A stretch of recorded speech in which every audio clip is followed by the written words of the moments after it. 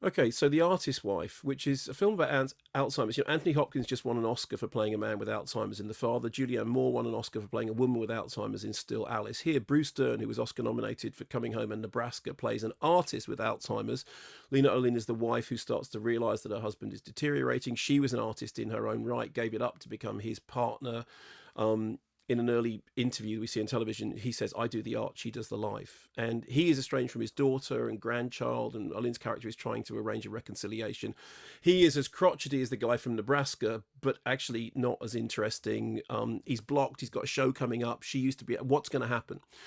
So here's my problem. I love Bruce Dern. I mean, I would, I obviously Silent Running, but he was George Spahn in Once Upon a Time. I'm a fan of Lena Olin, who was great in Romeo's Bleeding and a whole bunch of other films. The problem with this is it's very trite, very formulaic.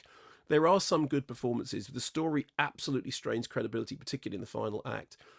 And the thing I'd say about it is this: as somebody who does have experience over several years of a relative with Alzheimer's, the best film I have ever seen about Alzheimer's is Relic, and which of course was completely ignored at all the award ceremonies.